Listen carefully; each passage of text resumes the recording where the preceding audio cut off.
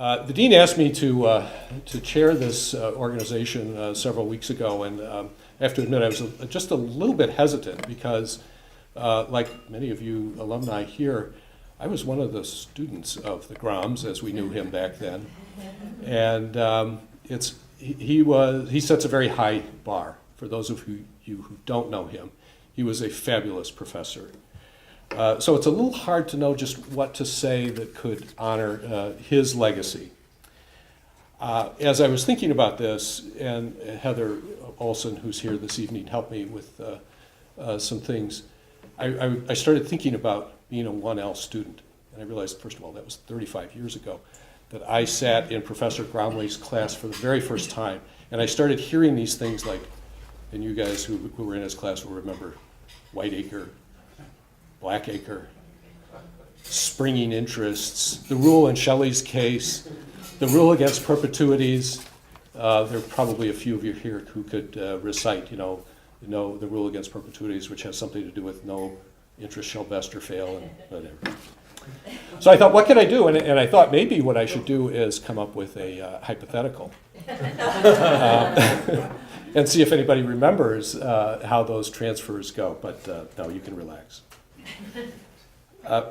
What amazed me about Gromley, Professor Gromley, was he could take these arcane concepts, these things related to property and trusts and estates and interests and things like that, and he actually had people sitting on the edge of their seats through his class. And no, he wasn't like Professor Kingsley. He wasn't sadistic. He really made it interesting and fun.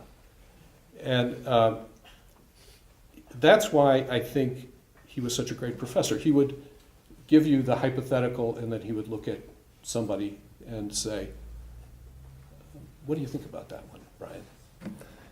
And of course, if you were daydreaming, that was a little bit embarrassing, but it was never intentional.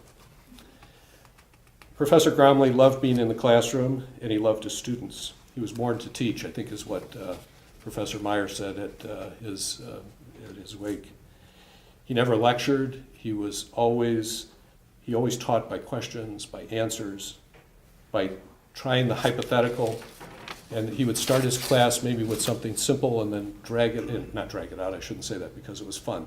He would add facts and change facts and make it just entertaining to the point where we were all very engaged through the entire class. And he'd always stop, and he had this way, and I wish I could do it, but he put his hands up and he would say, well, what do you think about this? And then he'd come up with something. He was very sly and humorous. I took every class he taught, even though I didn't have any interest at all in practicing in this area. In fact, I'll tell you something. I took his bar review class for the Indiana bar, even though I was taking the bar in Pennsylvania. So he was that good. And his door was always open, like all the professors, but Gromley in particular. His door was open. And you could always tell he was there because the other thing about Gromley was he loved cigars. And so you knew he was there because he wasn't the only one who smoked cigars, but Norma, his wife, told me he wasn't allowed to smoke at home. Now, I don't think that's the only reason why he spent so much time with his students and being in the law school, but it was certainly something that was of interest. Now, there's a lot about the Groms that made him a character, and I did a little bit of work before coming here tonight to find out a few things. Of course, we all knew his easy manner, his hypotheticals, his sort of wry sense of humor. I will say, however, he was terrible at telling jokes. He would always botch the punchline. He had a kind of gentle drawl. But he was actually sort of an improbable lawyer. He was from western Pennsylvania, somewhere near Puxatawney. And he went from high school to a community college. Now, eventually, he graduated from Kent State, and then he got his law degree at the University of Kentucky. And he worked for the government in the Department of Agriculture, and then a title company for a while, which he hated. And then he's taught at Nebraska, and he moved to, I think it's called Wilmette, Oregon, or Wilmette, Oregon, okay. And finally landed at Valparaiso in 1960, where he taught until his sudden death in 1992. But it wasn't just the law and law students that had his interest. Professor Gromley was passionate about baseball, particularly the Pittsburgh Pirates. I learned from his wife, Norma, who, by the way, is still living and is in Valparaiso, that the one thing about Charlie, as she called him, that embarrassed her was his passion for the Pittsburgh Pirates. I don't think it's because she was a Cubs fan in particular, and I'm not so sure he'd be how passionate he'd be about the Pittsburgh Pirates these days, but this was his passion.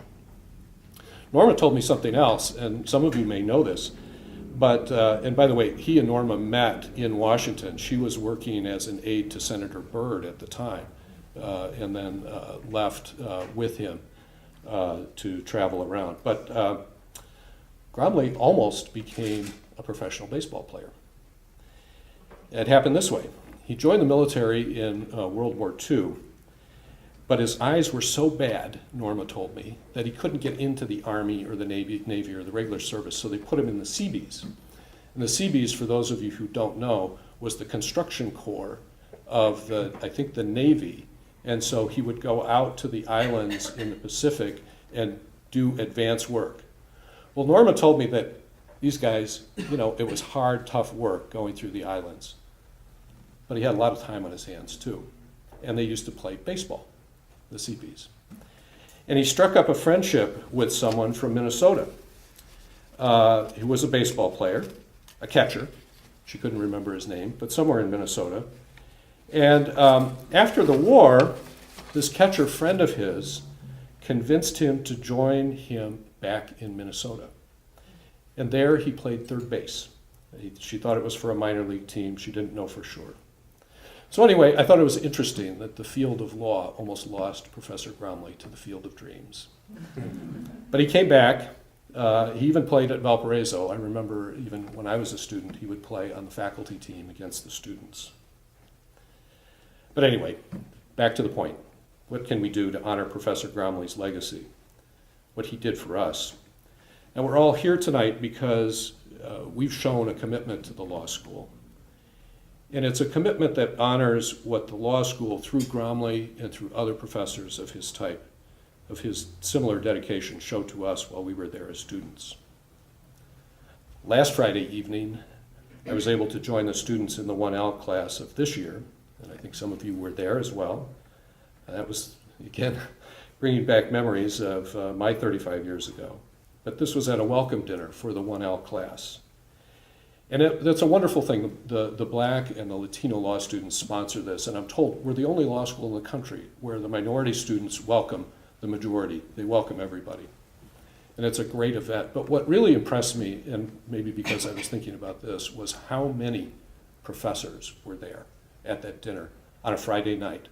And President Heckler, you were there, Dean, you were there, I know others. It's just a great thing to see. And I think of that as the legacy of Professor Gromley and his dedication to the students. But I hope we can, in this society of ours, find ways to continue that legacy and to do more for the law school.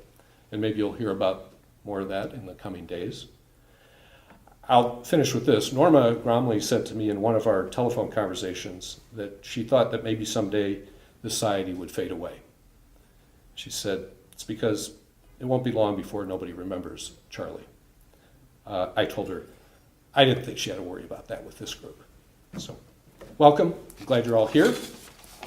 Now, Leanne, I think, is going to lead the conversation.